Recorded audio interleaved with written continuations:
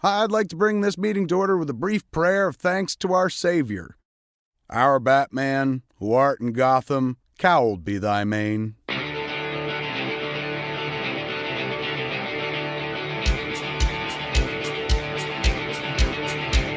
Now, y'all know Kev Smith's a big old fat man, but did you know his favorite hero is Batman, the Dark Knight who punches dirty turkeys in the face? That's right, Cape Crusader. Punch all those turkeys. Punch them in their turkey necks. So once a week now, this no-fly list fatty's gonna put the food down and get chatty about Batty, and this turkey gets wordy about Gotham like it's a real place. He ain't got time for his wife or daughter. This Catwoman's losing, Batman ain't caught her. Go get her, Cape Crusader, you want a pussy hunt now? Ha ha! Get ready, turkeys. We gon' bat shit, babbling about the bat with old Kevin Smith.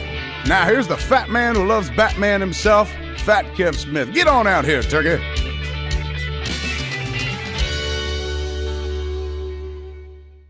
Welcome to Fat Man on Batman. I'm Kevin Smith. Okay, kids, we're back into it. Me and Mark Bernardin watching Tim Burton's 1989 classic Batman. Michael Keaton as the Dark Knight, Cape Crusader. Jack Nicholson as the Joker. Cinematic classic. I've ripped off so many fucking moments from my movies from this movie alone. Whenever I think about comic book movies, pre the Marvel Universe movies and Nolanverse, this was the one that I always thought of. If you see Jay and Silent Bob, super groovy cartoon movie coming to home video pretty darn soon, and cable and stuff like that, or if you see us on tour, you'll see I stole liberally from Tim Burton's 1989 Batman. It captured my imagination. I love this movie. We watched it, me and Mark Bernardin, who you all know he's a writer for The Hollywood Reporter. He's written comics, written TV shows. He's been on the show before. We watched it separately and then sat down and watched it together and recorded this commentary track, which we're kind of in the middle of. We got about an hour and a half to go on the movie at this point.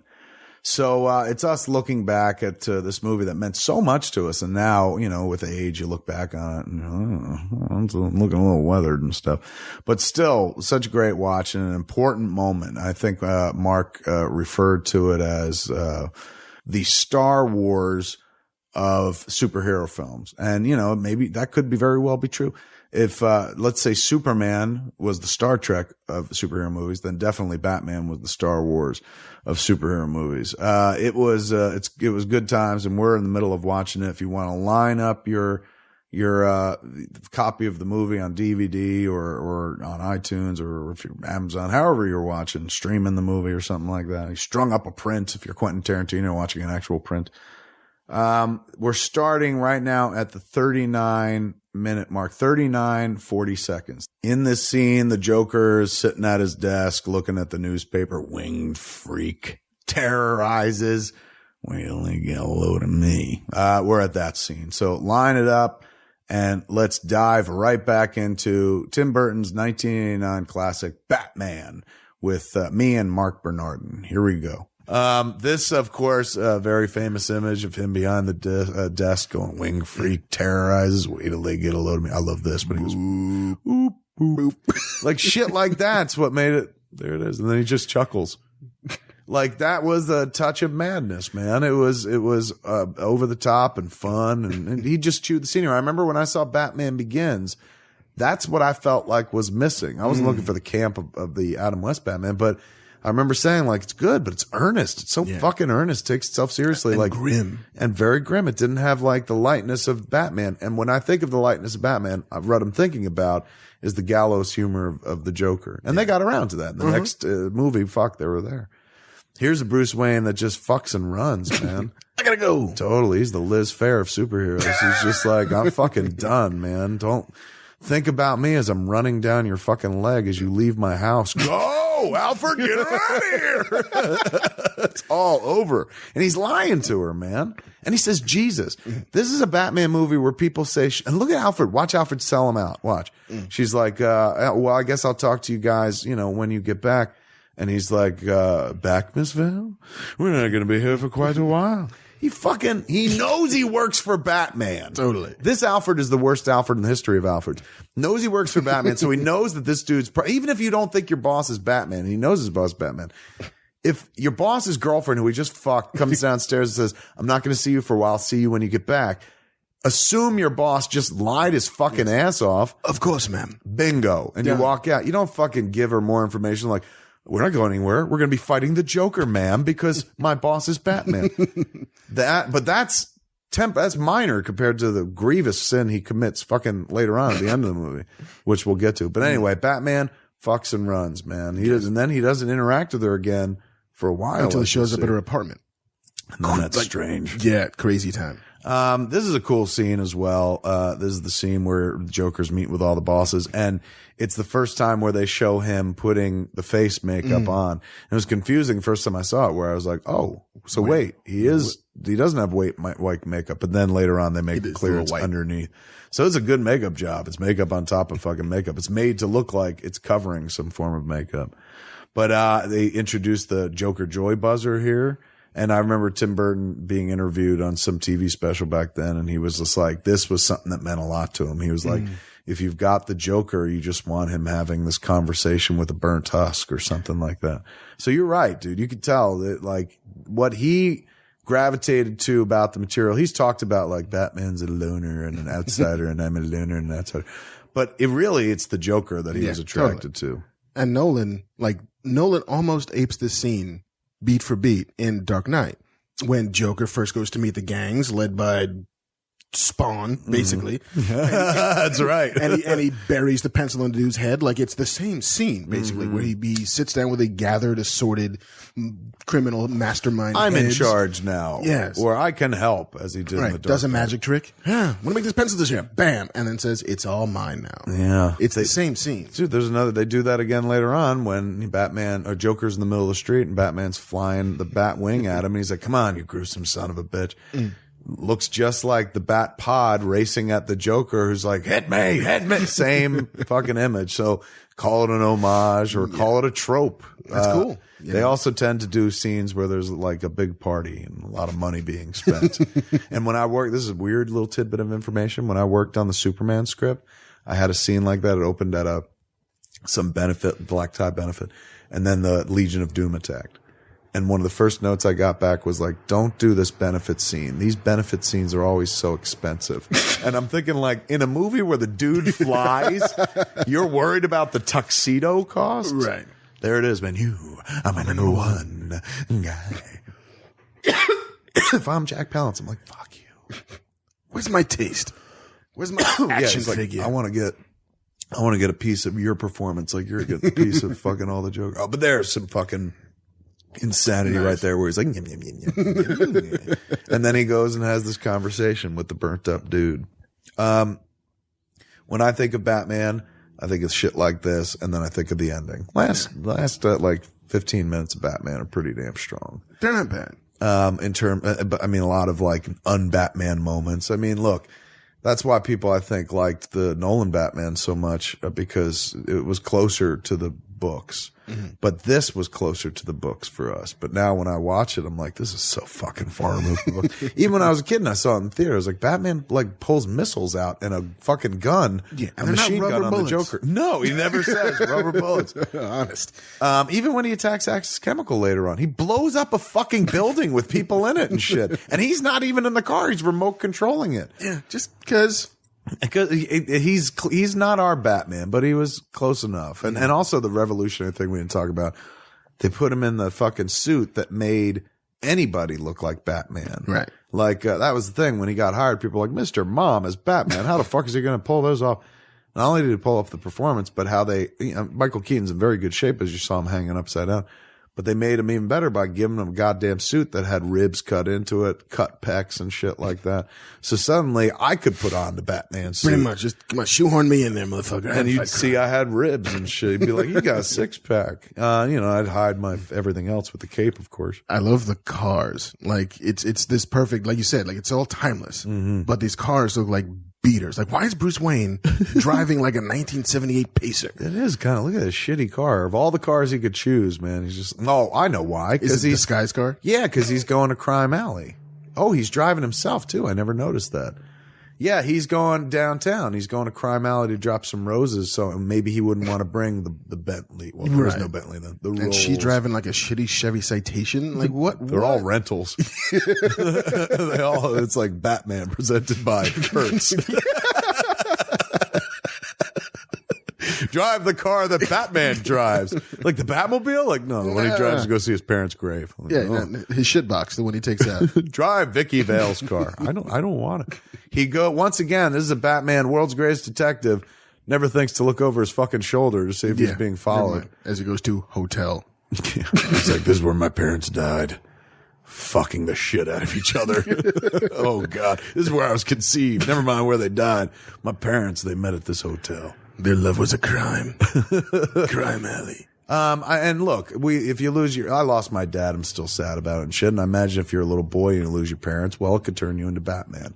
And clearly he's still driven as an adult, but you think he does this trip once a day, once a week? What's once a year? Yeah. What did we just happen to pop in on his life when he's like, look, I need a little extra strength. Maybe I'm retaking the vow or something. But I didn't quite understand. Is this a regular thing? And are there bums that live in Crime Alley who are like, he's gone, grab the roses, and then go sell them for like $2 a pop at the light or something? And also, is she a journalist or just a photographer? I know.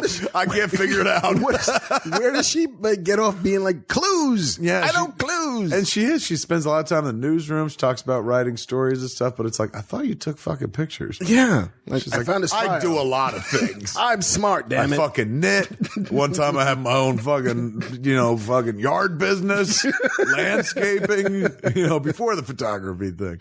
Photography you can't always count on for you to make money on. So I'm a jack of many trades. There's not always news. I do children's portraits. And she has a fucking killer apartment in Gotham. Like when you see it. Just shows up. Like, didn't you just come back from some world tour? The War in Corto Maltese. Time pays a lot of money and gives photo credit to like the photographer right on the front fucking cover. Ooh, mime attack. Hold on. Worst mimes ever. This is definitely, you feel Tim Burton all over this. Like, we'll bring in mimes, man. Like, his mimes are creepy. What'll be weird here? What if we have like lots of mimes? And the Joker becomes a mime, and I don't know. It'll just be weird like that. There it is, man. The mime attack. Another mime.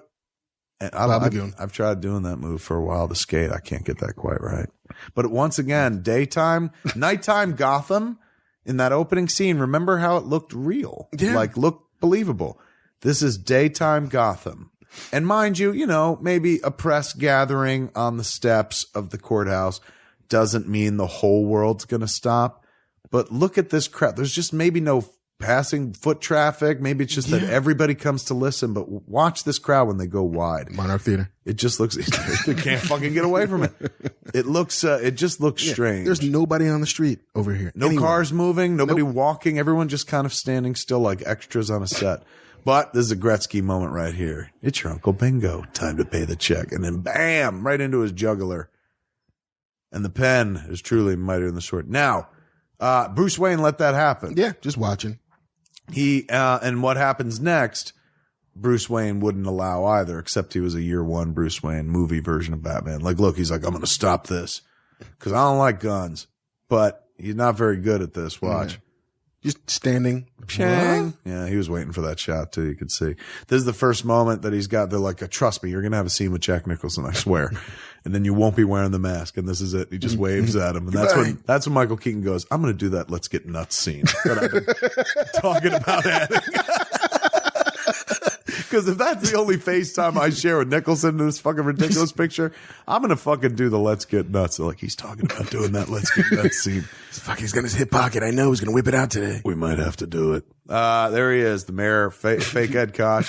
And ever at his side is the district attorney, who seems to have a lot to say about not just the killing of, in this instance, the killing of a mobster, but earlier on, he was talking about like the festival's going to go on. They're like, why would you ask the district attorney about the festival? He's like, I'm prosecuting major crimes. I have nothing to do with your fucking party. Stop bugging me about this. He's like, I can't wait till the third movie when I'm fucking Two-Face. You just wait. It's going to be awesome. Everything's going to be better than this town needs an enema. Great line. A lot of these lines wound up in the Bat Dance track, man. So I always thought this was a cool moment right here. Alfred's got the water ready just as Bruce is like, can I have a glass of water? Very subtle, very small, very nice. And one of the only moments where I'm like, here's an Alfred that looks out for Batman, as opposed to an Alfred that's just like, you might want to go this way, sir. And then as he walks away, he says to the people like, Master Wayne has something secret to do. And then later on, he fucking brings Vicky Vale into the Batcave. Later on, he fucking ruins Bruce's shit by being like, we ain't going anywhere. Yeah. No, it's fine. He's going to be right here. Then she spends the rest of the movie. It's kind of a story of a woman who has a one-night stand and then spends the rest of the movie paying for it. It's very Catholic in many ways. The penance. Like most Hollywood scripts of its era, this is a patchwork, this script, a patchwork of ideas. There are two credited screenwriters, Sam Hamm and Warren Scarron. So I guess you're in 1989 or in the 80s. Your name had to rhyme in order to get a major motion picture gig, writing Batman. Sam Hamm did the first draft. Warren Scarron came in behind him. I think Warren Scarron had worked on Beetlejuice, so maybe Tim Burton said, I like his writing, bring him on to do a pass on this. I remember reading the script. They said the Batman had coverings in his eyes, like mirrors, like you weren't supposed to see his eyes, kind of like in the comics, the white slits. I always kind of dug this scene a little bit because it starts off with Bruce being like, oh, why don't you marry her? Being a dick to Alfred. And then he reins it in. And at the end of the scene, he actually says thank you, which I think is a big part of the Bruce Wayne Alfred relationship. I mean, yeah, you boss him around like he's an employee, I guess, but like there's a lot more gratitude because without fucking Alfred, you would have drowned a long fucking time ago, rich boy. I used to, I had a copy of The Killing Joke, a third printing that I cut up with a scissor and made into a collage. And an ex-girlfriend of mine was like, it was really creepy when I saw that Batman movie and he was sitting around cutting shit out of a comic book or a magazine. She's like, reminded me of you. And I was like, thanks. Awesome. I win. I just can't believe you thought of me. Can we go out again, please? I fucking love you so much. Slam the door. Did you notice that fucking picture of Knox? That's not so much a photograph. It is as a fucking headshot. Bob is one hell of a photographer. He almost looks, everybody here seems really fixated on photography. It is. It's like it really captures everybody's imagination. They give props for it. But I'll give you, look, I saw the pictures that Vicky Vale took and I've seen the pictures that Bob the Goon has taken. What's the difference? Why is she celebrated and Bob the Goon has to work with this guy? I remember they used to sell that jacket in the Warner Brothers store and I wanted it so bad. It was expensive. Yeah. That was before I could afford shit. But now, in retrospect, I mean, yeah, it'd be a cool thing to have, but you wouldn't wear it all the time. I'm of a mind to make some mookie. Yeah. What does that mean? Well, I don't know. I think he made up a lot of his shit. Like, seriously, there are just some shit things he says that, you know, he's like, I can do whatever I want. And they're like, yeah, go ahead. And he's like, eh. And he just made up some shit. I'm just going to dance here. Why? Just cause. It's crazy. But he's right. Like, it works. It makes him interesting to fucking watch. Bruce Wayne, not so much, unless he's wearing them glasses. Then you want to be. Less so. This is where they start revealing a little bit of the plot. How the Joker is hurting people in Gotham, or intends to hurt people in Gotham. I will say that I appreciated that he wasn't poisoning the water supply. Yeah.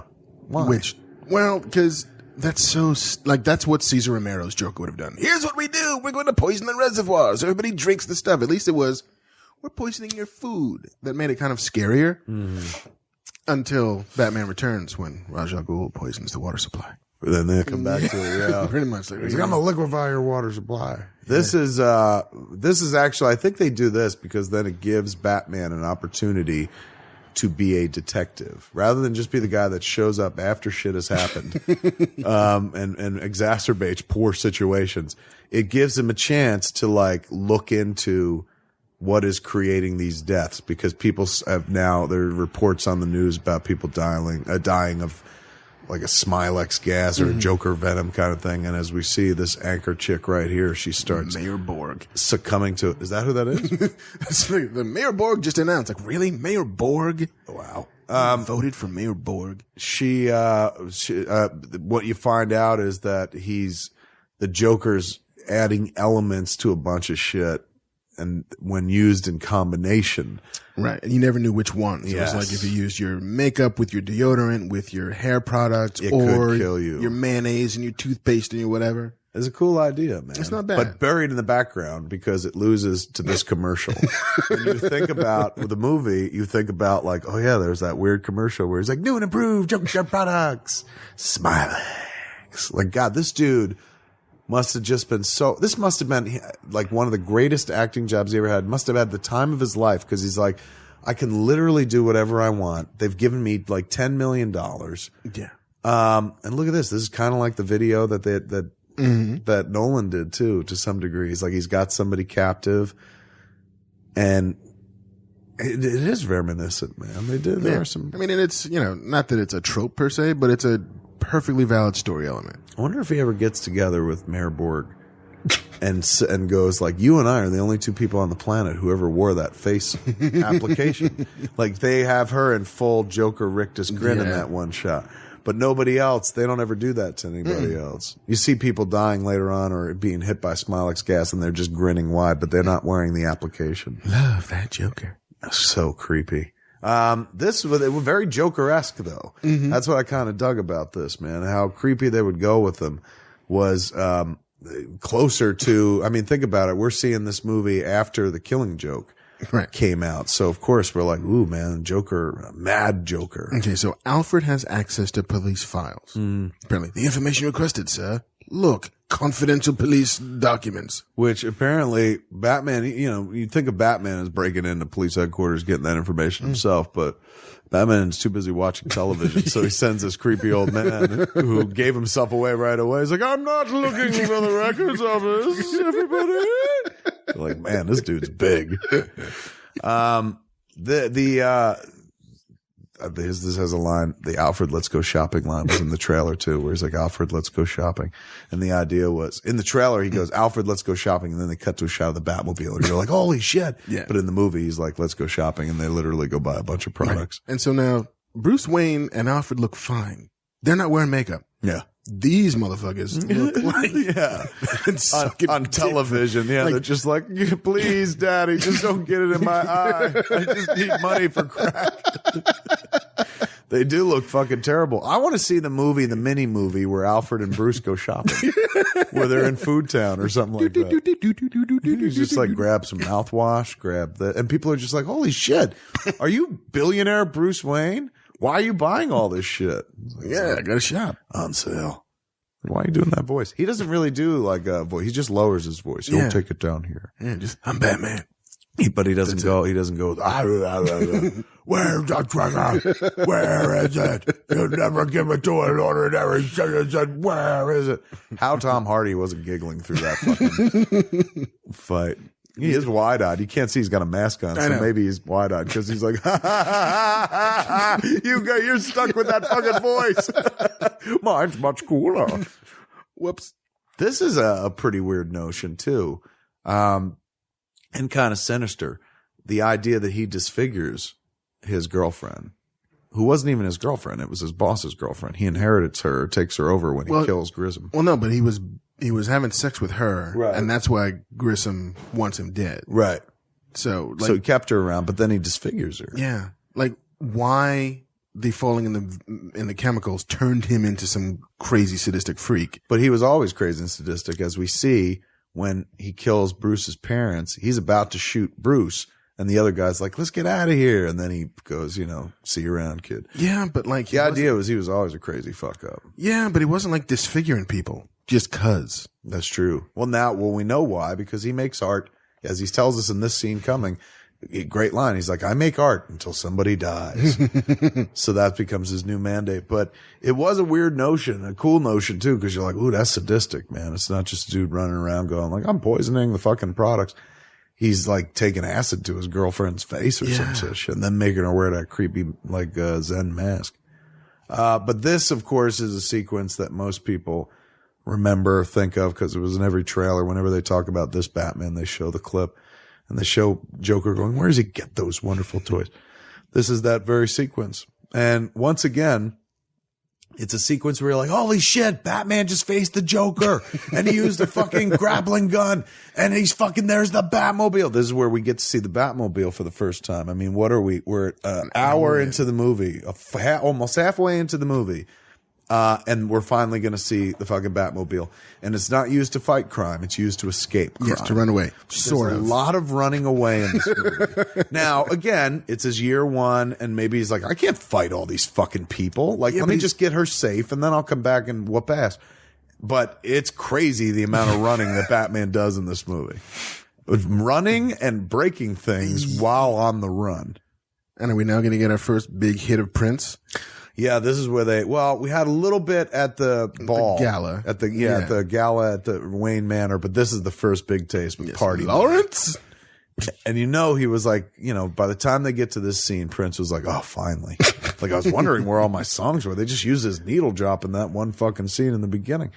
And now it begins here, and they play, a good chunk of fucking Party Man, scoring the whole fucking scene. And it does elevate the scene. It's fun and whatnot. But I think that's the last Prince you hear. Well, you get a little bit at the parade. Like, I remember there's a... Oh, trust. Yeah. That's right. One more fucking... Money. Gimme. Who do you trust? Yeah, that's right. The one more song that we'll hear during the parade. I do like this scene, though. This is pretty badass. Because it is kind of villainous, man. A bunch of fuckers going into an art museum full of treasured things and just fucking defacing them just for the shit of it. And we don't know if he killed all those people with the gas, but let's assume yes. Yeah, because he doesn't seem to be a guy who pulls punches. Yeah, exactly. Why bother? I wonder, was that really Jack Nicholson writing Joker was here? He's got really good handwriting. I mean, and fast. It went fast, and also it never lost paint. I know. It's like he was a teacher or something. I think it was somebody else. I think they were like, we got to hire a real hand, a stunt hand. At this point, Prince is just like, man, they're going to play every one of my songs in the movie, but it's this and that Trust one after that. And that's about it. And, you hear the love theme, the Scandalous, like, Danny Elfman adopted it or Prince adopted it off Danny Elfman. The Scandalous was a song. I had the soundtrack, of course, both the score and the fucking Prince album. And, I got blown to that song. I'll always, whenever I hear that song, I think of getting blown. And right after that fucking song on the soundtrack was Bat Dance. So I remember, hurry up. It's got to stay romantic. I wanted it to end beforehand. And then she, if you remember, Bat Dance begins with him going, oh, I got a live one here. She popped up and lip synced it. That was creepy, dude. That ruined the blowjob. I was like, no, don't mix Joker in there. Like, it was hot when it was Scandalous and shit and Prince, but don't pull a Jack Nicholson Joker line. But I do, for the most part, when I hear Scandalous, I think of that blowjob, except for the tail end of the song. I think, gotta finish. All right. Love this boombox, man. That is so 80s. Oh, I miss my old boombox. Yeah. We were shooting something fairly recently. I was like, get me a big old boombox. And they're like, they don't exist anymore. They're like, you can get one and put an iPod in it. What big Radio Raheem boombox. Oh, they just don't exist anymore, man. And but everyone it's funny. Sound got smaller. We all wanted that big box. There it is. Look at the fucking cover story. Photographer. By Vicky Vale. Now, why does he have this stuff, or did she bring it along? She brought it because apparently Bruce... She made, the Joker called her up, said he was Bruce Wayne, said meet me at fucking the Flugelheim. And then, Bruce, at one point Alfred's like, Miss Vale says she's going to be late for your meeting. And he's like, okay. And he's like, wait, we're not having a meeting today. What? I'm a detective. Yeah. Dun, dun, dun. And and then it took him like 20 minutes or more to get dressed. Yeah. And get here and, to watch what's going on. Once again, doesn't save all those gassed people. Yeah. He will save her though. True. Well, he's like Superman that way. We should have a running ticker take of people Batman has saved in this movie versus people Batman has probably hurt. And it won't be quite Man of Steel numbers, but I think you'd be surprised. Because we don't know how many people get hit by the giant baby squirting out the gas at the end that Batman sort of saves them from, kind of, maybe not at all, really. And then cuts the cord. There's so many. If you grab the balloons the way he grabs the balloons later on and take off into the sky, you would be towing the cars with you, or because then he cuts them. It's weird. We'll see it later on. But this sequence here, man, Nicholson once again eating the scenery, the avant-garde of the new aesthetic, talking about I make art till somebody dies, shit like that. I'm the world's first fully functional homicidal artist. And then there's the one of the Alicia, weaker that's her Kim name. Basinger moments where she's just like, why is she wearing a mask? Scooby-Doo acting. Yeah, a little bit. Zoinks. And they could have gotten away with just showing you that, but they actually go the distance and be like, look, I like this. He's like, well, I'm no Picasso, but do you like it? Gaze upon my works in despair. This is that cool moment, though, they usually show you when they show clips from this movie where he comes at her with the flower. And it's moments before the arrival of Batman. And this will be, I guess, kind of their first tete-a-tete as Joker and The Batman. Yeah. Even though Joker's technically, you will see his white makeup in a minute when she throws the water in his fucking face. But I guess this is the first moment we're fully in Batman costume and fully in Joker costume that they meet. And so this is what marks like the third act of this movie. Can you imagine? Just these two people showing up on stage in makeup. That's it. There's no real story distinction between the second act and third act. Just these guys are here. Why did he want her? I guess, he saw a picture of her and he thought she was pretty and shit. And so he was like, he set up this fake date. But he also says he wants her to document his work. Yeah, Like, he wants to that's the sales hire her. pitch. Yeah. Oh, there he is. That Batman entering through the skylight. You look, the rest of the movie can be as fucking weird as it is, but shit like kinda that rad. he got right. Yeah. Oh. And stuff like this too, where you're like, huh? Why does everyone just stand still when he's fucking waiting for the thing to do? I like this little guy who jumps, hey. And of course, leading to one of the most famous lines in cinema history, which you don't even see fully on camera. You just get the tail end of it. Where does he get those wonderful toys? And then the chase is on, man. There's a great reveal of the car, of course. Which one? That one. Like, come on, man. How'd you not see that car, lady? Which one? It's certainly not he's like, look, the shit box, that's the one I take to drop flowers at my parents' death box. So when I'm out on the night town, I like to take this very Anton Firsty ride. Yeah. Anton First designed Batmobile is my favorite Batmobile. Yeah. Ever. Yeah. I'm not a big Tumbler guy. Didn't look like a Batmobile to me. This looks like a Batmobile. It does. Although this is the slowest car chase in the history of the world. You ain't kidding, man. Around fucking 3 blocks. Watch how many times you see the Monarch. And, they try. Right. Here's how I'd shoot the little batarang here too, so I can turn tightly while I'm doing 20 miles an hour around this corner. Like, I couldn't make this turn without the magic. It's like, I can't slow down to 18. We'll get killed. And you do this thing where the cord's like, help me corner fast. In the meanwhile, you take out 20 people on the curb. You're like, it's all good. Don't worry about it. Batman cut my legs off with a cord from his car just because he couldn't negotiate a turn. Now Gotham won't have any lettuce. The salad days in Gotham are over, ladies and gentlemen. We had one lettuce truck. All they needed was like a crate of chickens as well, just to complete the comedic effect. And then the Batmobile is so badass, it could be stopped by a bulldozer. Yes. Let's get out and run. Should we wait for it? No, let's get out and walk away. Yeah. How about I use some massive trick? What about I use these fucking lasers and shit to blow that thing out of her way? He's like, no, let's just run for it. How about just say, could you back up? Yeah. We're in a fucking hurry here. And again, what are they running from? I don't know. And why is he running that way? Like, don't ever show him running. Yeah. It's certainly like that. I mean, she's actually running a little more athletically than him. Shields was badass. I remember just losing my shit when Shields and then suddenly like armored caterpillar. And that was a armadillo. very Tim Burton-y moment. That looked like Tim Burton's animation. The car getting covered with the armor. Yeah. Bang, bang. They're firing guns at him and shit like that. And he could take it because he's wearing a suit of armor, as we find out in a little bit. This was, I remember, one of the most terrifying fucking moments in the movie for me because it's Batman point blank asked somebody how much they weigh. And I'm like, if I was in this world and Batman was like, how much do you weigh? I would have to lie. Like she did. Yeah, just going with that. But I would have lied by a couple hundred and shit. But she lies and fucking, he pays the price for it in a fucking minute. They can't make it the full way because, she fucking fibbed about her weight. I like that. See the thing on my belt, grab it. She's like, I already did that the other night. You didn't call me back. Ah! And then he lands and fucking gets knocked the fuck out. Badege. But he tries to give the kick. He's like, you piece of shit. And they fucking biff. And then bam, bam. Nice. Thank you. Now, right then and there, you're like, that wouldn't fucking happen to Batman. Are you kidding me? And why doesn't anyone just shoot him in the goddamn face? Like the face is uncovered. If you figured out it's body armor, just shoot him in the mouth right now. Put the gun in his mouth. Don't take it off. Stop having a conversation. Yeah. And they also know that it's a girl way too quick. Watch. He's like, shoot her. How do they fucking know? Like if you looked up, she's backlit by a giant light over her head.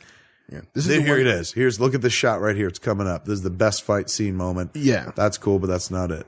It's it's her camera flashing like the dark. Bam, right there. That shot where that was the moment, dude. Those two quick shots made me forgive or not even think about how fucking not super action oriented the rest of this movie is. This sequence, a lot of people point to all the time. I love that fucking zoom in on his fucking fist. John Peters maintained this is why the movie made $200 million.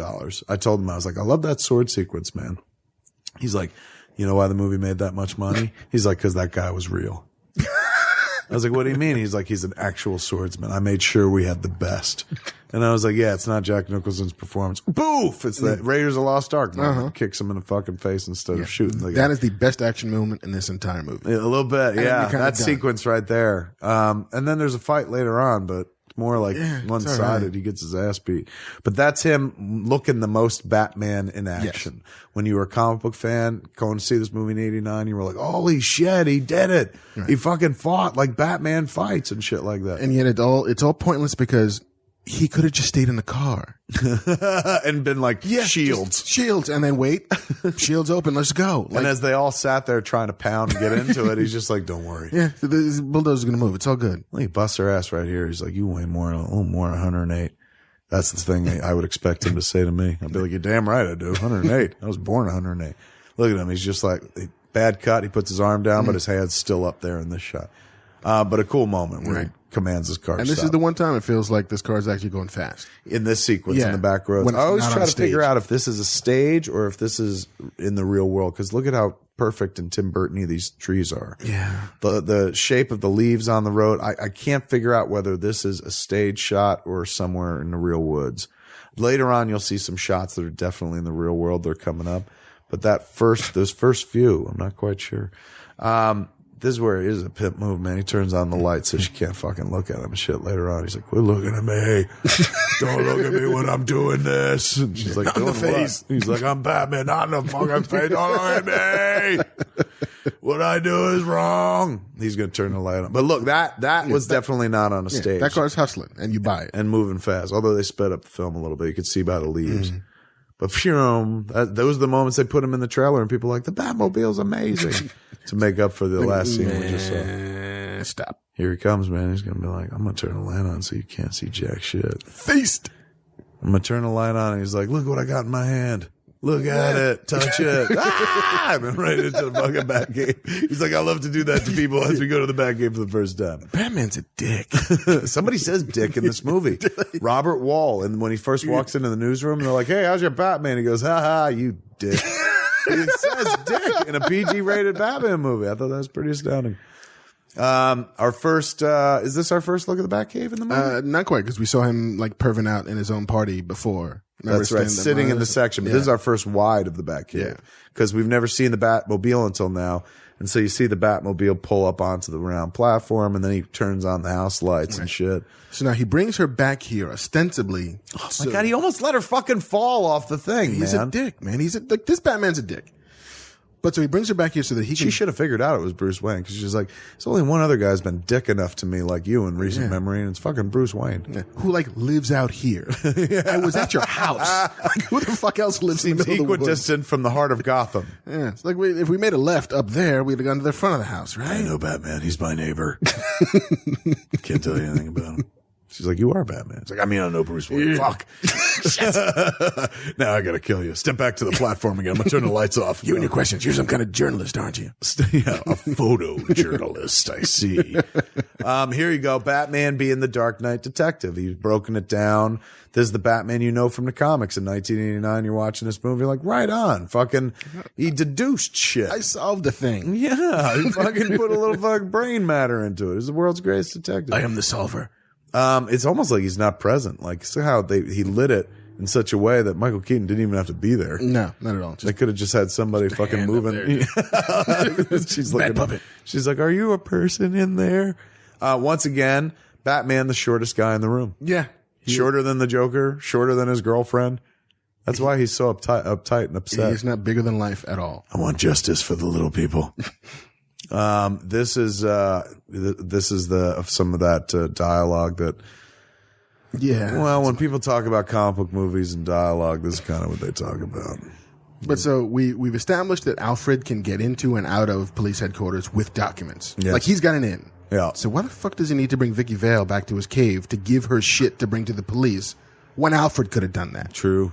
Never mind that, dude. Look, there's scope, a bottle of scope on the back computer. There's something you don't see every day, man. You never see that in a Batman comic, a big old bottle of scope sitting right there at the bat desk. And just gets home from a hard day of fighting crime, hard night, as we all know, and a dark night, if you will, and has to quick, take a mouthful of fucking scope because he's just like, there's a lot of blood in my mouth. You would imagine as Batman, you're getting punched repeatedly. So yeah, man, there's like a constantly bad taste in your mouth. In fact, now that I think about it, there should be scope bottles like in every bat cave, bat desk shot. Shit you would have right next to the bat desk, man. Like fucking, I'd have, if this is a real movie, there's a fleshlight right there next to the fucking scope on the bat desk, because being Batman is fucking stressful. I imagine you'd have to tug one out on the regular, man. And Alfred's always fucking your shit up at the ladies and telling them you're, going to be around for quite some time and shit like that.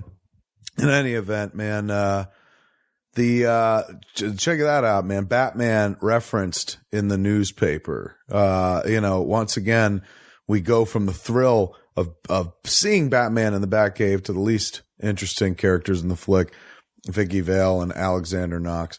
And then there's reference to Batman. And then this TV news report, a lot of exposition with the TV news guys. He references, like, shit, you can hear him in the background. Is Batman, a figure to be trusted or some such shit? Nicholson gets to shoot yet another TV. Thank God it was a Warner Brothers movie, because it's almost like a Warner Brothers cartoon with the amount of TV busting and shooting and punching that the Joker goes through. I got a flying mouse to kill and I'll clean my claws. That again sounds like dialogue that was just kind of made up on the spot, and everybody's like, fuck it, he's in the makeup, let's go. And it worked, man. I'm not saying like, this is terrible dialogue, but and it's just, where'd that come from? I never heard that phrase before. And it's not like, he necessarily has to, every line has to be some pop culture reference, but it was just kind of strange. Alfred playing the role of the school marm, or the old grandma is trying to get the kids together. In that scene, apparently implants in Bruce Wayne's head the idea that he should go reveal his secret identity to Vicky Vale. And so here we go. One of the worst scenes in this movie, I'd say, begins now. This part isn't so bad. There are two cute touches. Like right here, he's like, I like this, like not lots of space. And then when the Joker comes in a minute, he echoes the same sentiment. He's just like, lots of space. That's where it goes downhill after that. Yeah. He's coming to tell her that he's Batman. And she's getting uppity, and she confirms what we suspected about sleeping with him, because she says it right here, man. I don't know why I did that. Yeah, she's like, and then I let you in my mouth, and fucking, I don't know what they tamed it. There it is. I trust you. I even slept with you. She sasays that, man. I can't believe they did that. And then that other thing. And then that other thing with the other guy. He's like, I can't believe I got to sleep with somebody who doesn't knife me at the end of the movie. I never get pussy, and the one time I do, I get knifed for it. So hopefully you're not going to do it. I do like that row in her hair, the fucking cornrow thing in the middle of her hair, braid. You see the one lone braid? I think it was a nice choice. That's her princess lock from like Coming to America. Is that? She's royalty in Blondonia. As you can see, the dialogue in this scene just fucking awkward, man. It's all first draft. It's all like, can we take another pass at this? It's nobody who's a comic book fan. It's somebody writing like, hey man, if you were Bruce Wayne and you're Batman, like, imagine if we have a fucking funny scene where he's trying to tell her that he's Batman and he can't say it, and she doesn't quite understand. Ill-advised, unnecessary. I wish they would have done one more scene of him as Batman rather than this. But or at least again, give this some energy, and not just like two people sitting in an apartment. Like, well, this is the scene. He was like, look, I begged for the let's get nuts scene and I got it. And then soon you'll see what I mean by the let's get nuts scene. In the novelization of Batman, the movie, there was a scene after this, which is not in this movie. And I wonder if it was in the shooting draft or I wonder if they shot it and then just said it didn't work. But it's apparently, as you can see, it's daytime. After this sequence, Bruce disappears, the Joker leaves and Bruce disappears. The Joker went somewhere in public or whatever. There was one more Joker Batman showdown. And then Batman showed up on a horse in daytime. Ooh. But that never, I don't know if they shot it or if it's just in the novelization, but you could look it up. There it is. He's like, I'm Batman. I remember seeing that in the movie theater and a bunch of non-comic book dorks like, ha ha ha ha ha. And I'm sitting there being like, you guys don't understand Batman. He would never do that. Bruce Wayne would never mouth the words, I'm Batman. There's no truth in this art. Lots of space. But he's not looking at the apartment at all. This time he's looking at her legs. Yeah. That's Jack Nicholson, man. Funny dude. Here we got, the Michael Keaton Batman, of course, unlike the comic book Batman, doesn't just have his Batman outfit on under his clothes at all times.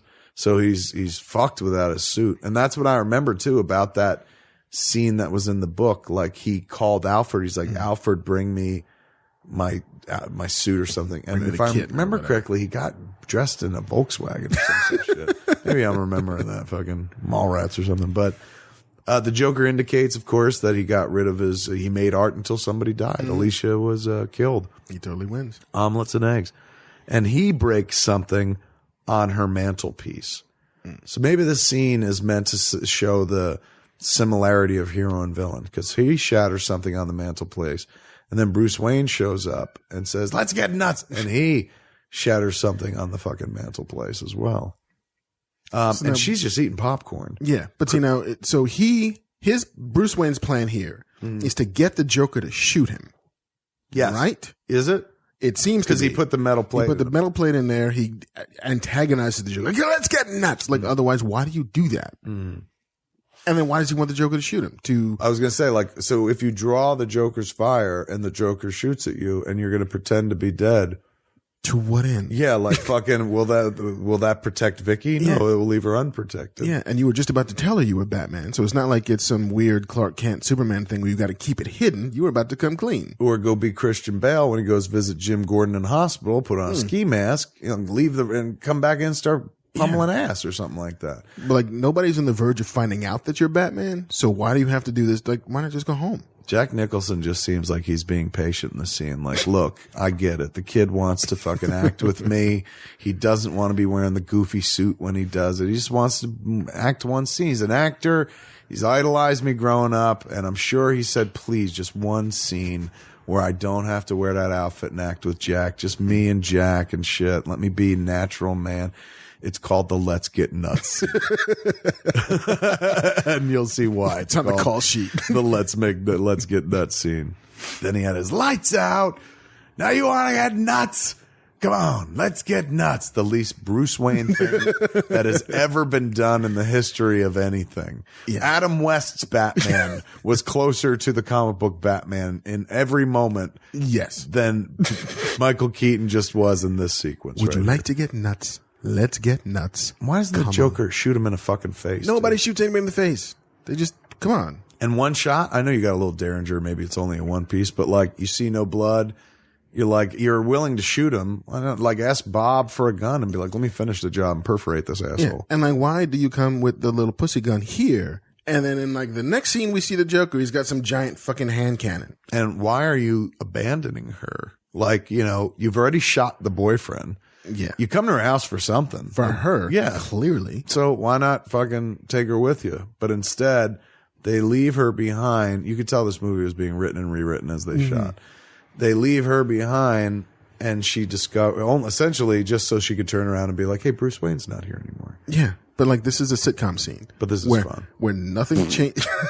I know. It's literally a scene from Friends. He's like, I'm going across the hall. Yeah. I just went to his apartment. Okay, what's going to happen? Why is he gone? Oh, shit. Is he dead? No, clearly. So what? And he didn't tell her he's Batman. So like, she's got to be like, where'd this fucking loser go? Like, I could have been killed and he's gone. And I thought he was shot, but now he's not here. What the fuck is up? And then would you ever bother to open a box that the Joker sent you? Because that totally makes sense. Acid. Fainting. This is fun. That seems like a John Peters thing too. He's just like, and then she could pass out. Or maybe she's like, look, everybody's got something to do in this movie. Give me a funny beat, man. I could faint funny on camera. Let me be funny, guys. And fucking Tim Burton's like, I've already got Michael Keaton with this let's get nuts scene every day. Now I've got fucking Basinger who wants to pass out on camera as if this is funny. He's like, I wish I was making another Pee-wee movie. At least we were honest about what fucking farce we were making. This is where it gets sad. Yeah. Okay, so Knox does his research. Knox is the journalist, not her. He finds out. Yeah, she takes a picture of it. Hold on, posed by the microphone. He's like, what are you doing? She's like, I'm a photojournalist. He's like, oh man, if I didn't want to have sex with you, I wouldn't tolerate this.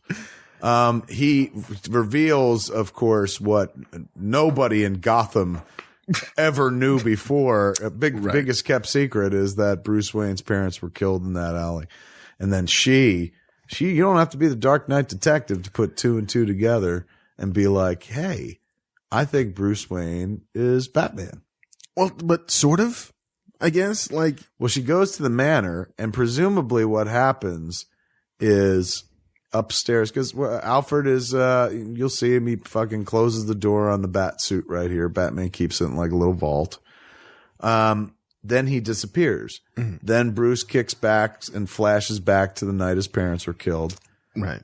Then the very next thing is fucking Alfred comes back. He's like, look who I brought with me. Look who it is. Oh, it's Vicky Vale. And you sit there going, okay, so what happened while they were off camera? She was like, I know he's Batman. Right. Let me see him.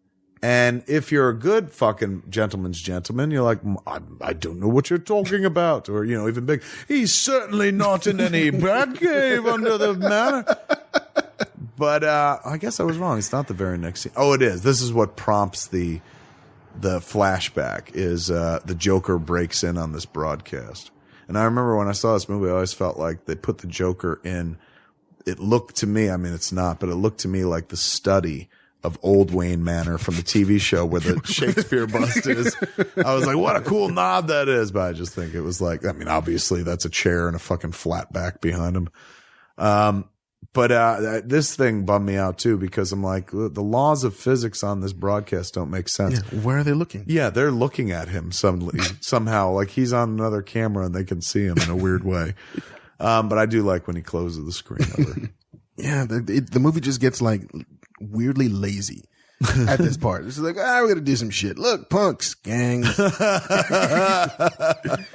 Yeah, like, look at Gothamites. Yeah. Here are the 12 people that live and work in Gotham City, and they will be affected by this festival. Here's a bar scene. Remember, just like in fucking Chris Nolan's Batman. And apparently, Batman has always got to be a bar scene. There's got to be one. There's got to be one of those Burton cash cans with homeless. Yes, because it's the Bronx circa 1977. Soon you see Rocky walking by and people are like, "Ooh, bring it back." All right, there he is. He just closed off the screen.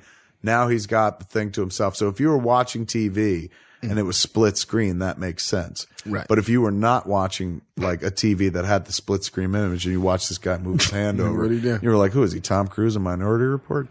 And so 20 years ahead of time? Yeah. And so now, did we ever see the Joker steal $20 million to give away to the people of Gotham? No. And I don't know if they say it in the movie, but in the book and in the comic books, it's not real money. Yeah. They never say that in the movie. No. So just suddenly he's got $20 million he's giving away. He's just throwing out there. Yeah, And well, I guess he figures I'm going to throw it out there, gas him, and get all my money back. But then he doesn't care. Remember, like the Joker and fucking Nolan's Batman earns a mountain of money. Yeah. But yeah, good point. Where'd that money come from? He's just got it hanging out, loose change.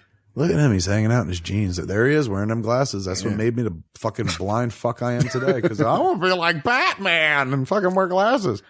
Now, see, here, I don't buy that Bruce Wayne hasn't memorized this file already. Yeah. Yeah, he's like, Alfred, can I have the file of my parents? Did you get it? Like, what, you don't know? Alfred, I've been like, again? Yeah, come on, dude. You read that before you go to sleep every night. You've read that more times than you've read Catcher in the Rye, sir. You've read Catcher in the Rye far too many times for me to be comfortable with. See, he took off his glasses, dude. That made him serious. It was business. Thinky time. That's why I started wearing glasses, so I could take them off and be serious and shit like that. Like it's the Monarch Theater again. But now it's important. Yeah, now it plays. Now you see why it's in the background of every shot. in the movie. And what are they going to see? Not Zorro, but it's like some musical. It's well, it was the Fledermaus in the Nolan movie. version. It was Zorro, and it had always been Zorro. Frank Miller's version. Yeah. In this, it was Footlight Follies. It's a musical. Yeah, it's not even like it's not like Figaro or something. Nothing remotely relevant, evocative. Just it's a thing. Doesn't tie into anything. Oh, they liked musicals.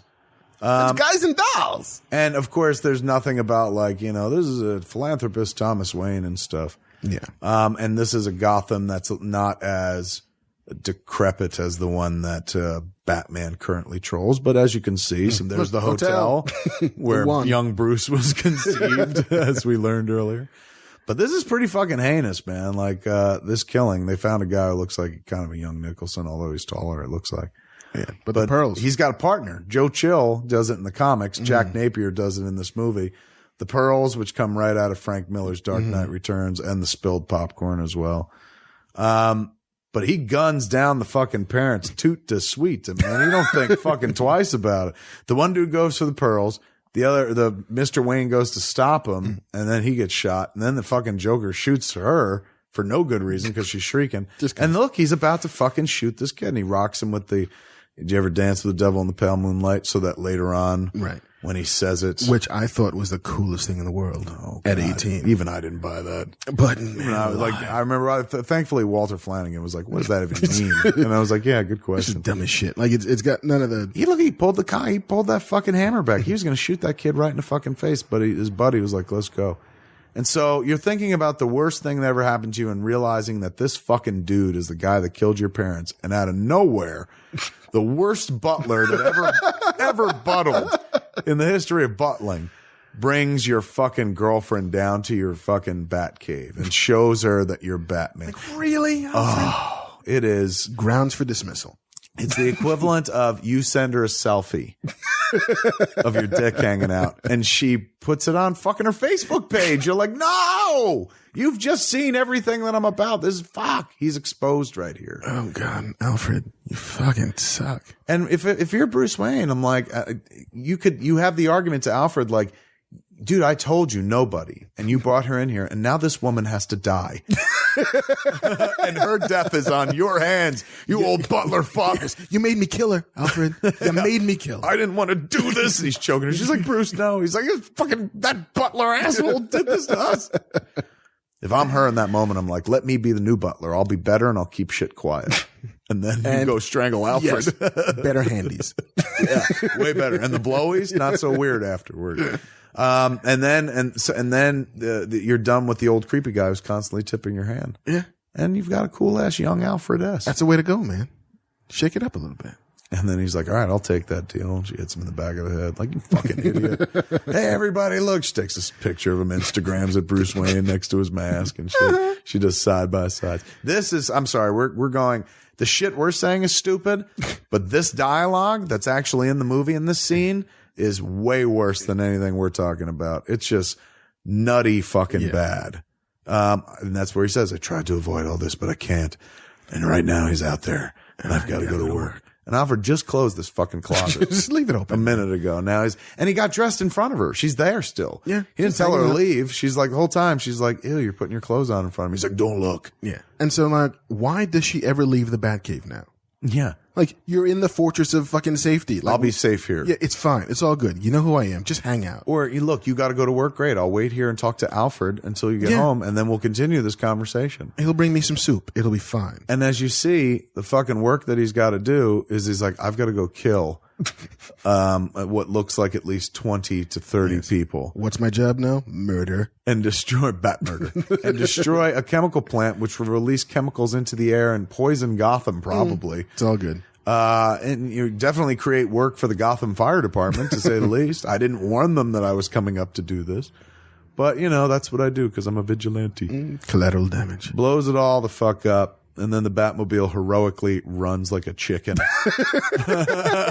This fucking place comes down and people are like, I'm dying. Help. You've killed us. I made the wrong choice in working for Jack Napier. All I wanted was overtime. This blows. Everyone dying in flames except for fucking Batman. But when you get to the M. Night Shyamalan twist that you're going to see in a moment, you'll see that Batman was never fucking in danger. Because Batman, he wasn't even in the car. He did a whole Tony Stark from Iron Man 3.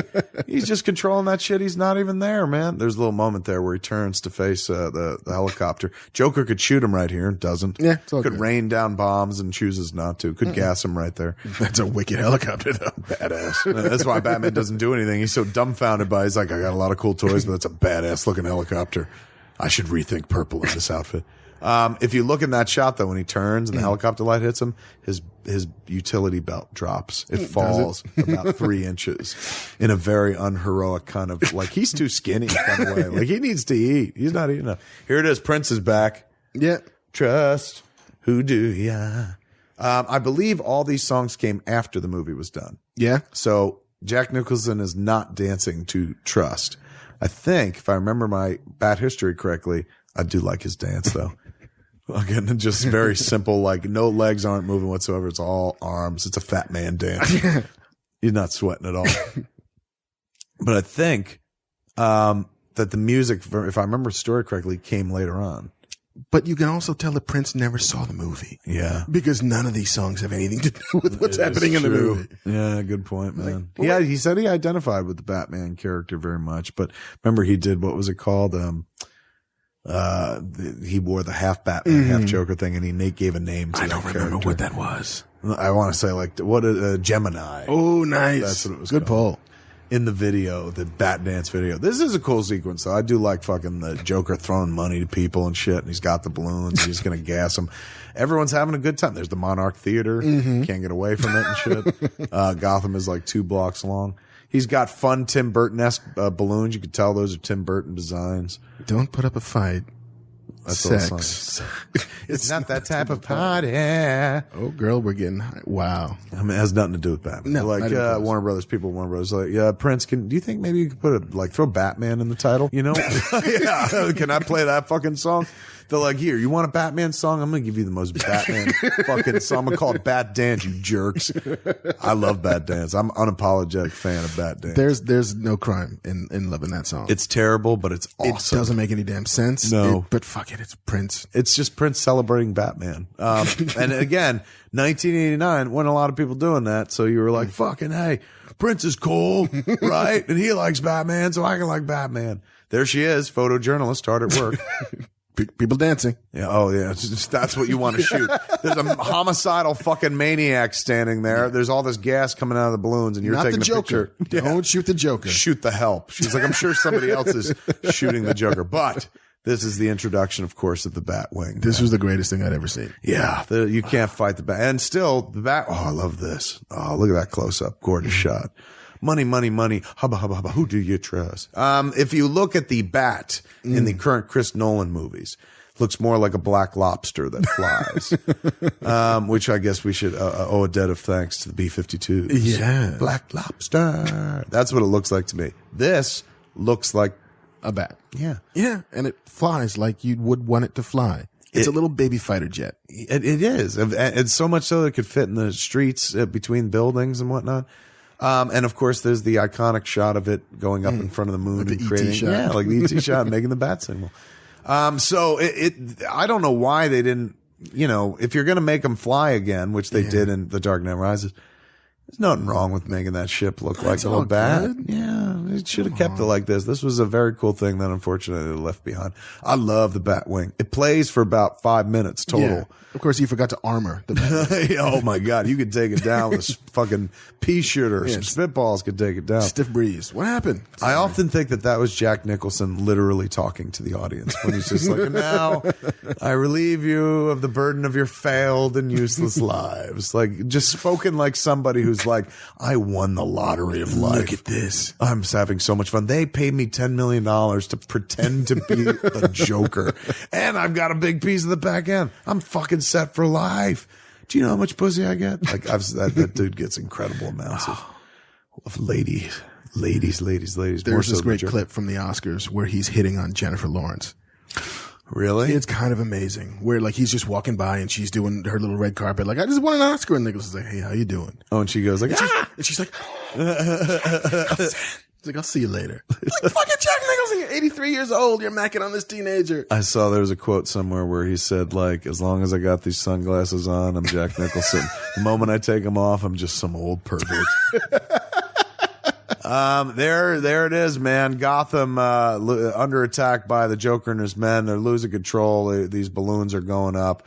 The Batwing still hasn't done anything constructive yet. It's just whipped around a few times, and looked really, really cool. Yeah. But here's where it finally goes to work. I totally stole this sequence for the Jay and Bob cartoon movie. Jay and Silent Bob Super Groovy cartoon movie. I stole a lot from this movie. Jay, in Mallrats, the grappling gun, which we redid in Jay and Silent Bob Strike Back, flat out comes out of this movie. I love that moment, where he fucking fires the gun and shit.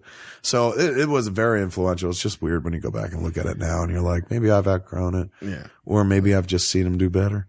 But the Batwing still getting ready to do something. We'll get there. Here it comes. All of Gotham is dying, being gassed by Smilex gas and shit. It's a shame that Alexander Knox did more than Batman to help the citizens of Gotham before he was taken out by Vicky Vale, girlfriend. Who doesn't. Yeah, he's like, I liked you so much.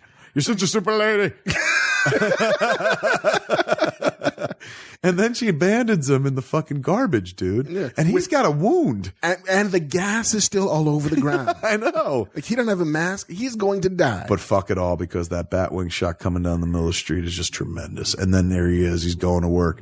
He's bringing up the little clip, man. He's going to grab the balloons. This is Batman right here. Right here.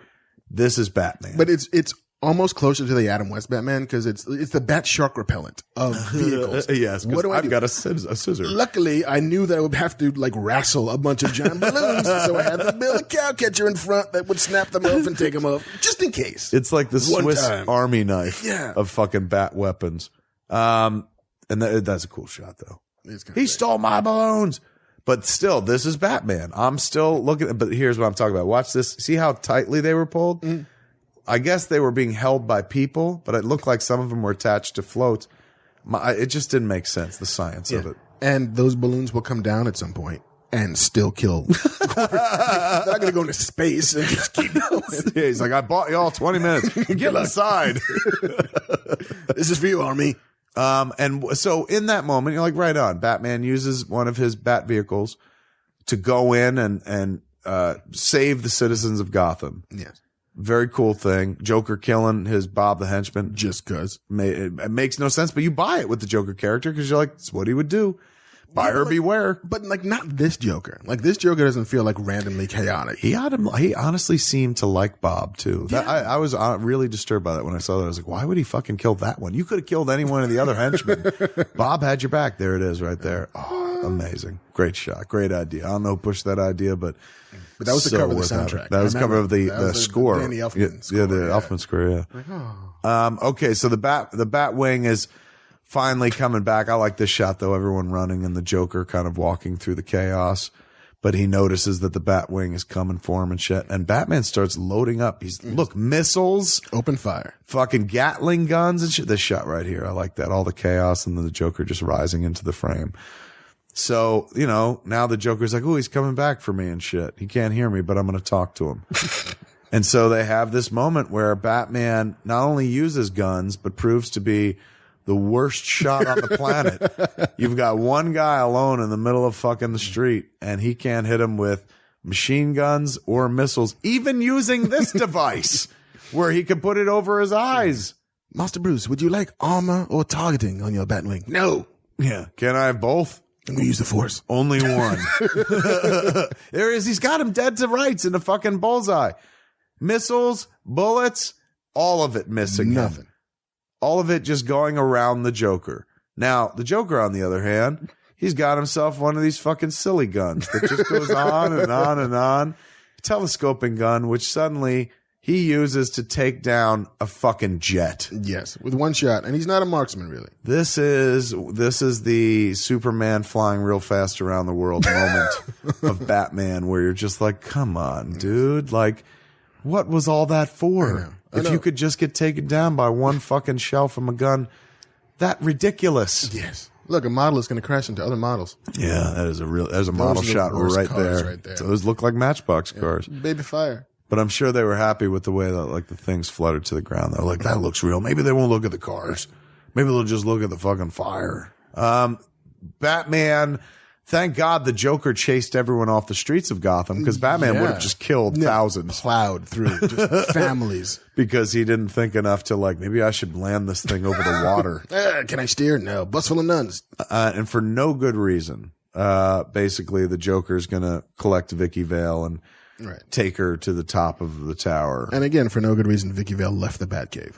Yeah, why'd she even leave, man? Well, maybe she wanted to help Alexander Knox. And when I say help, I mean hit him with a car, leave him with a gaping open wound in the trash where the rats are licking his blood and fucking he's still ingesting Smilex gas. She just wanted to take pictures of henchmen. I do like the colorful equipment he's got, man. I think it was cute that they added that, like little walkie-talkies and the gas masks and stuff, and everything having his logo on it. That was very comic book like. Nolan didn't do that by any stretch of the imagination. He doesn't believe in color. Oh, he's back, kids. That's the one thing I love about Batman. You can't keep a good Batman down. So even though he fucking crashed, he's all fucked up to shit. He's still going to go after, he's like, I got to accomplish something. Like, I get knocked down so easily. I get knocked down, but I get up again because my name is Batman. He essentially took the balloons away. That's a positive. Yes. Everything else ineffective at doing. Yeah. And now, if he could just save this woman, then he'll have, and stop the Joker, then maybe the whole night will not be a waste. And open fire on unsuspecting civilians. I mean, if I'm the people of Gotham, I'm like, yes, the Joker did try to gas us. However, first he gave us money. Yes. And he was entertaining. This Bat guy, he just opened fire on us like fucking for no good reason. I mean, I know he was going after the one guy, but like, I don't want to die in a friendly fire incident. Duck and cover. Yeah, I mean, I think Batman is the greater threat if I'm a Gothamite than the Joker. Batman being very un-Batman, like falling and knocking over a bunch of pews, being wounded in action and woozy and stuff. He's stumbly. It's also like, why are you climbing these stairs, Batman? Use your fucking, You've got one. You've used it from the roof to the ground. Just use it again. But instead, our hero has to climb the tower to save the princess, as so often happens in movies. Physics of this shoe falling are completely wrong and inaccurate. He dropped it down the middle, and yet somehow it falls on the step where Batman's climbing up and in pursuit. Gordon and the cops are arriving. Just cause. Yeah, like maybe we should check this out. I hear a fucking small jet crashed on the steps of the church. Maybe we should go look. And then he busts out like his big addition to all this later on is like directs the Klieg lights. Over there. Yeah, he says, get a light on the tower over there. Here they get foiled by, the Joker is going to drop a bell on him so the Gotham police can't come up the stairs, and so he can be undisturbed as he waits for his helicopter ride. Right. And he gets like a dozen henchmen in this tower somehow, right? Do they drop from a helicopter? No, that's the thing. It's like, show up? If the helicopter was there, presumably he would have taken Vicky Vale in it, gotten it, and escaped. Right. So these guys, I guess, were just waiting up here. Hanging out. He was like, the rendezvous point is the church steeple, I guess. Presuming if in plan B, Batman crashes the Batwing, then we'll all meet on top of the church. If not, we're going to meet at Rite Aid. Everyone got that? They're like, this guy's crazy. They're like, of course he's crazy. He's the fucking Joker. Man, there's a CVS right there. Yeah, he's crazy like a fox because he believes in Rite Aid. Not the Monarch Hotel? Yeah, let's meet there. Everyone meet at the Monarch.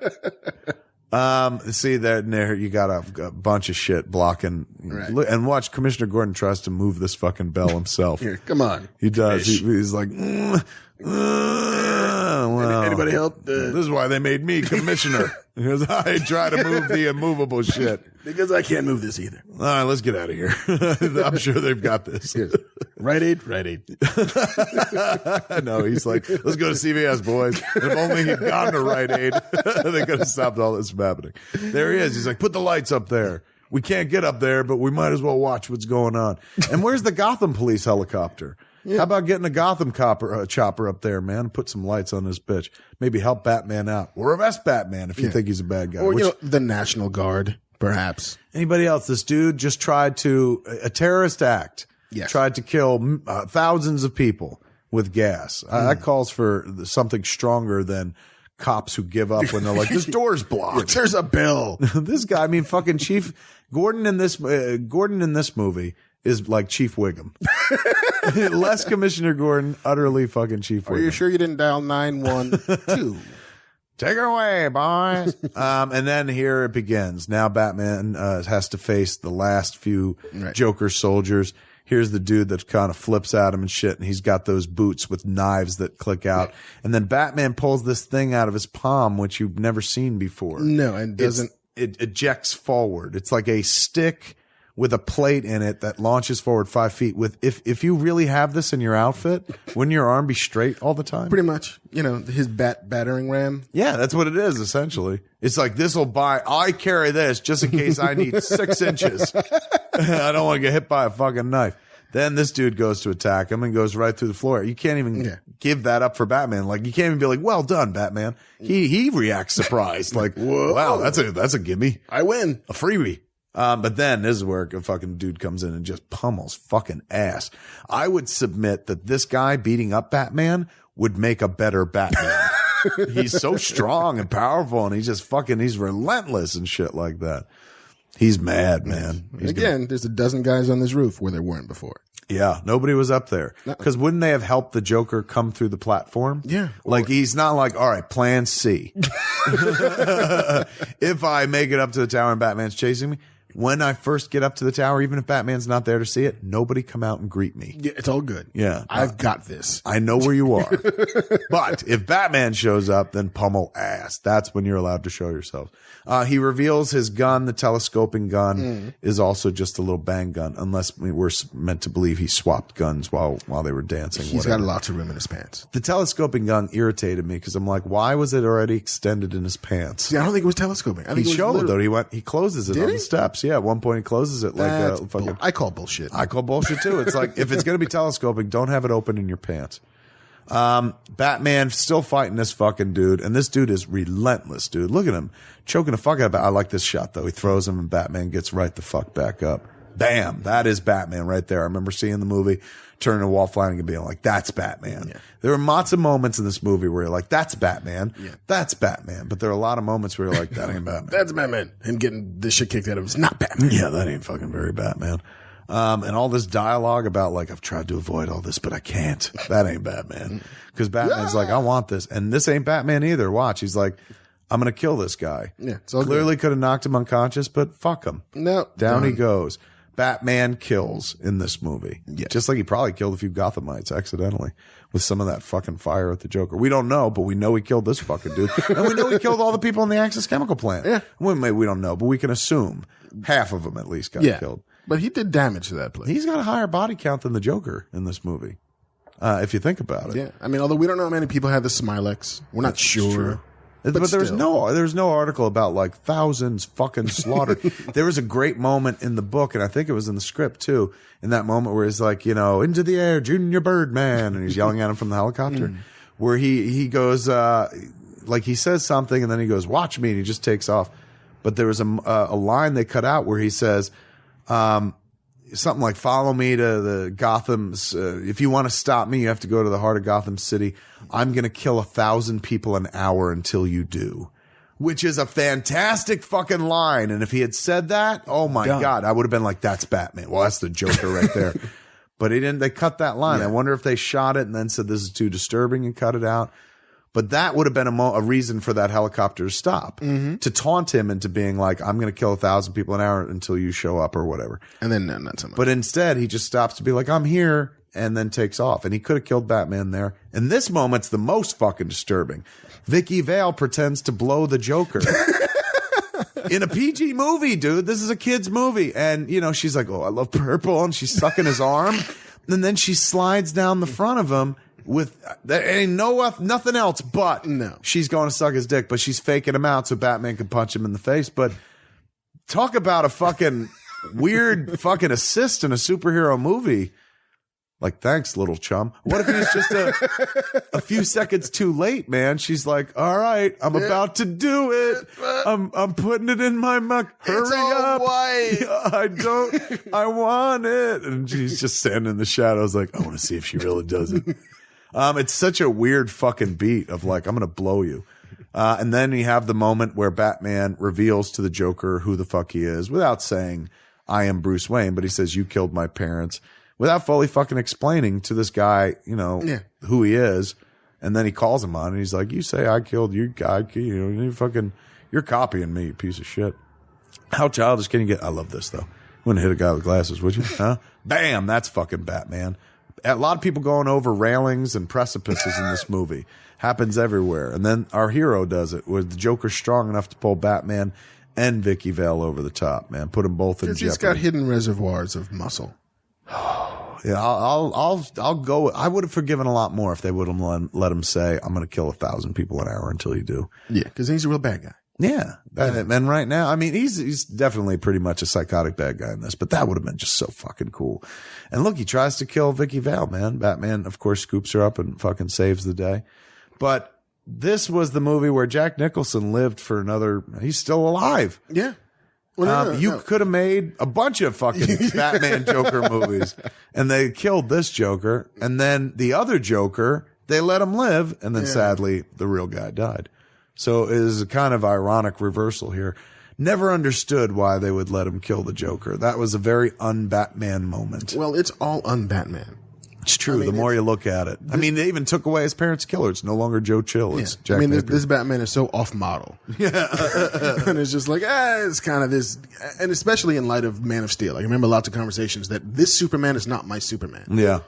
Nobody said that about this Batman. And yet, you could. Yeah. Like if there was an internet, there might have been a lot. Yeah. Like this Batman is absolutely not the Batman we remember. The only problem, they wouldn't have said that about Man of Steel if there hadn't been Avengers or all the Marvel films before it. That's the thing. We were starving. Yeah. And this movie came and we were like, holy shit, it's kind of close to the comics. It plays.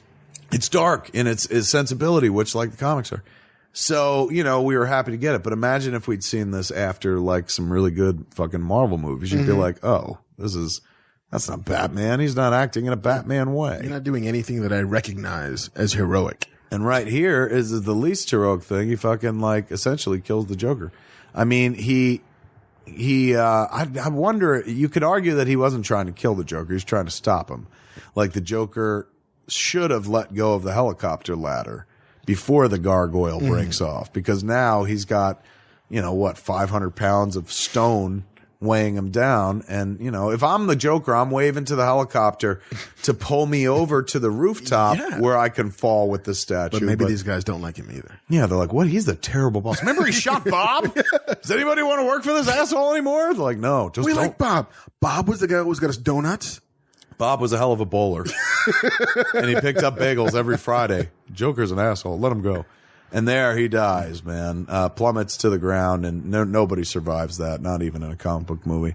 And then we get one last exciting beat where, they're going to die too. And then Batman's like, oh yeah, I've got that thing that I could use to, good thing I didn't use it to fucking climb the stairs all that way back. He could have made it to the top of the stairs before the Joker if he used this device. Got up there, kicked the Joker down the stairs because apparently he doesn't care. Everybody wins. He didn't even have to face the three dudes up top. They would have been waiting the whole time going, do you think it was CVS or Rite Aid that he said we're supposed to meet at? Are we in plan B or C now? Fuck, I should have listened closer. I was high. I wasn't listening. I mean, he's a funny guy. I like to get high and hang out with the Joker. And at this point, of course, we come back to the bottom and see that the Joker is very fucking dead and he's got a little laughing voice box. But this was so final. Yeah. And I guess it was like in the mold of 80s movies where you kill your fucking villain. Yeah, like, I'll be honest with you. They didn't do that in Star Trek Into Darkness. Khan lived at spoilers. Khan lived at the end. And I found myself being like, well, this is fucked up. Really? Yeah. Like kind of like he should die. Like he's a big bad guy. He killed a lot of people. So maybe that's because I've programmed from 80s movies and shit. And so there they are. They're fucking killing him. Yeah, like Gary Busey has to die at the end of Lethal Weapon. Yeah. It's just what has to happen. Yeah, but like the Joker, Batman, without the Joker, what the fuck's Batman going to do all the time? And here you got one of these ceremonies where everyone's just like, fucking A, we're thankful to this masked man who killed many with his flying bat jet. With his arsenal of terror. The most terrifying villain to hit Gotham since the Joker, the Batman. And of course, here's this moment here where she's like, "Oh, Allie, I'd never fuck you." And he's like, "The whole movie, I was kind of hoping that you would, but I guess a little taste, not." not so much. He's like, "Well, I'll go back to writing about Batman. I'll cover the beat. That's as good as having a woman. I'm alone." It's really the story of how fucking Alexander Knox gets no respect whatsoever. Yes. He's truly the hero. As I point out, he saved more people in Gotham that day than Batman. But he gets treated like a goddamn joke, man. Although they do let him ask about the one how question. to get in touch with him. Yeah, he gave us a signal, and then bam! Oh, this was cool. I remember seeing this in the movie and being like, "Yeah, bitch, the birth of the bat signal, and look at it, it's amazing." And then, here's this weird fucking moment of her running into fucking Alfred and shit. And she sees the bat light, which isn't like he's not being called to work. They're just showing people it works. Yeah, just false alarm. So we're checking the batteries. And now, it's just like, look, everybody, we're having a public ceremony for the world's worst kept secret, the vigilante light that will keep on top of police headquarters from now until the end of time. So, Alfred just picks her up in an alley. He's not worried about fucking, being mugged in Crime Alley as there's the couple with their child in the beginning of the movie. All is safe in Gotham because Batman's on the job. Theoretically. Somewhere. There's, Mr. Wayne said he'll be a little late. And she's like, yeah, he's going to be late because he's Batman. But I'll tell you what else he's going to be. Alone. Right, Alfred? He's like, I'm sure I wouldn't know what that was, ma'am. And then we pan up all the buildings, the skyline of Gotham, to see Batman standing impossibly high in a position where he could do no good whatsoever. Yeah, just kind of like, This is why he can't fucking stop the mugging in the beginning. He's too high up. Since it's year one for him, he learns, he's like, by fucking middle of my first year of this job, I realized the second floor roof is probably the best to stop crime. It's not as cool because a lot of people could see you, but you're much more effective at battling crime.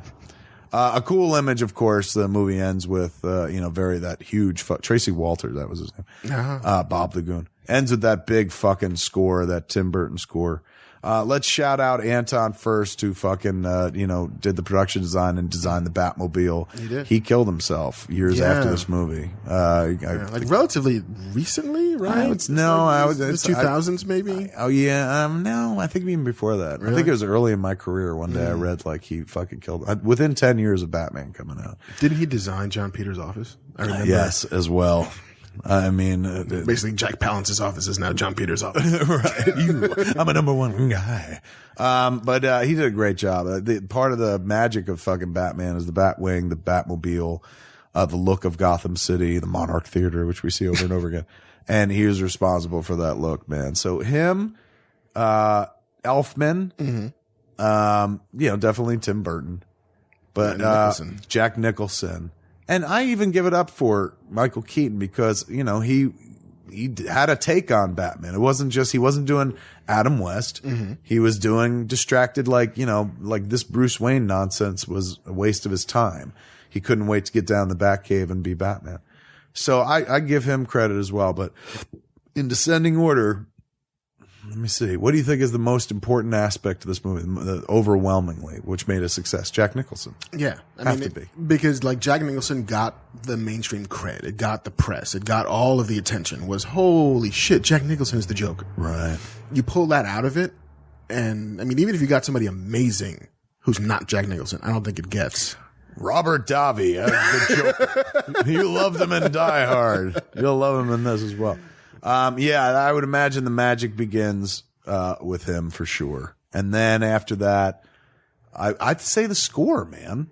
Score is fucking huge. And especially it made the movie bigger than it was. Because it's so kind of plodding and slow. As we've seen, as we just watched. It's like you could probably count maybe it's 20, 25 minutes worth of actual Batman. The rest of the time and half the time he's standing and walking slowly.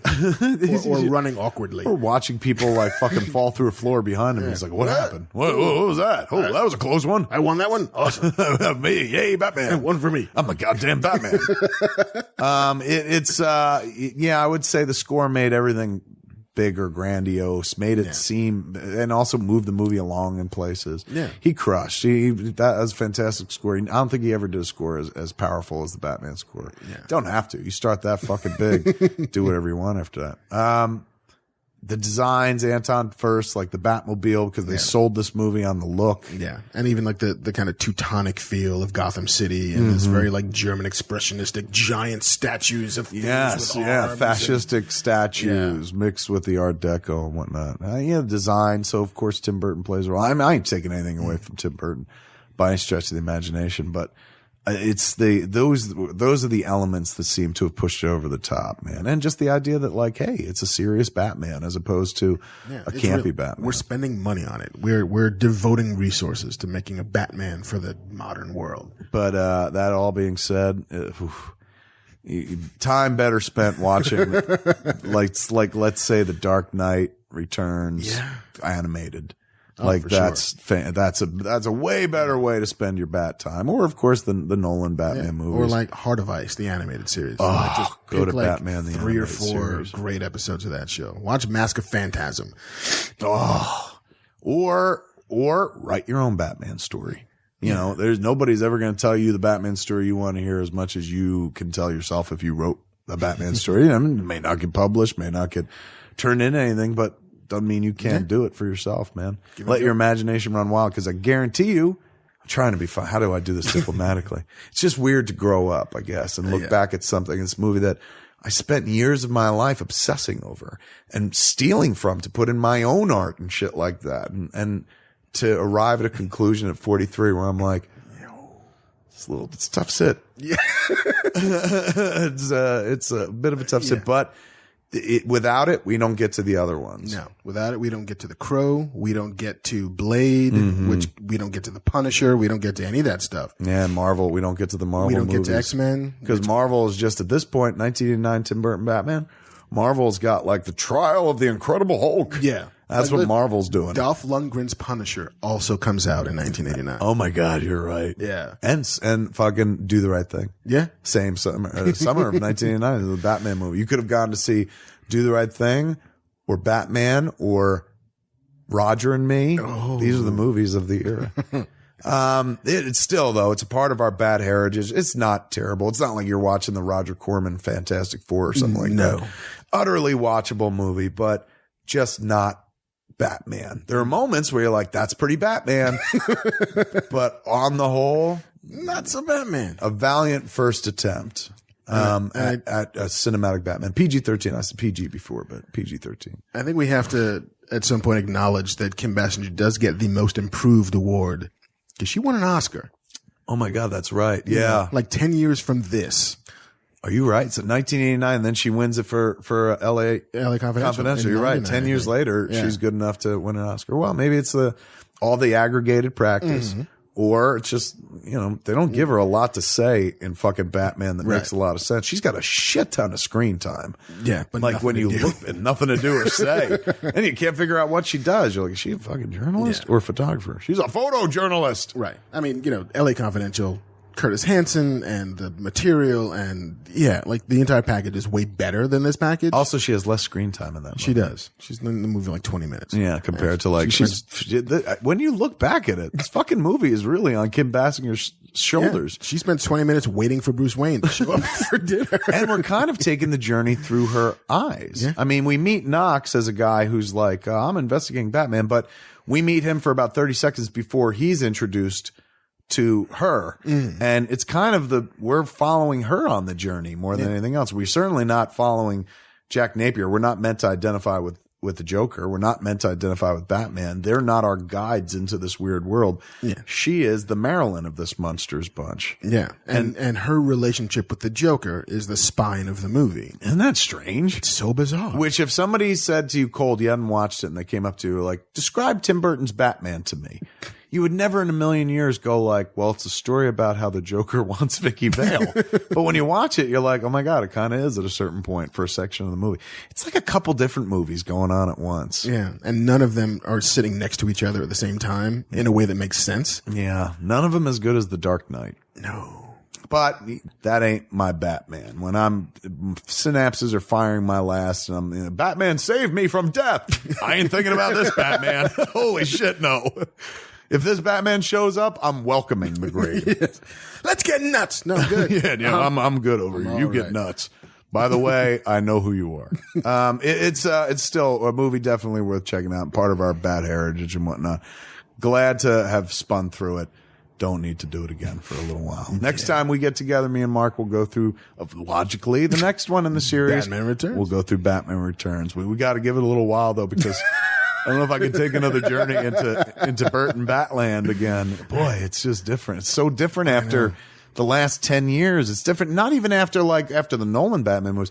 Dude, it's different after Iron Man. Yeah. You know, it's just like, well, this is a story of a billionaire who wants to do good and fucking, he's charming as fuck and he's funny and I like him better when he's not in the fucking suit. And so they found a way to fucking dial it up. Man, I remember like he would walk around, what's his name? Robert Downey Jr. Talking about the summer that Batman came out. It was Dark Knight and Iron Man. And he was going, why does anyone care about Batman? He's not cool. He's going like, he just hangs out in that cave. He's a pussy. He's going, Tony Stark is fun. He makes this shit. He's a genius. He builds his things. He operates. He puts himself out there.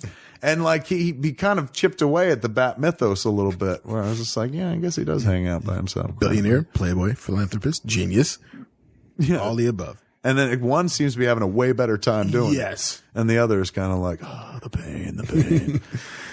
But still, even if with missed notes, it still can't diminish the fact that I spent a lot of money seeing this movie in a movie theater. I bought this on VHS like fucking 5 times.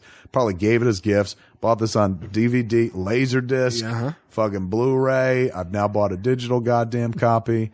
1989 Tim Burton Batman. Go check it out. Don't listen to what we have to say. Make up your own mind. Can't go home again. Yeah. You fucking summed it up best. Holy shit. Thank you for being here in the Fat Cave, sir. Next week, come on back and we'll chat up. We'll do some more Bat chat, if you will. Same fat time, same fat channel, smodcast.com. This has been a production of Smodco Internet Radio. Sir, only at smodcast.com.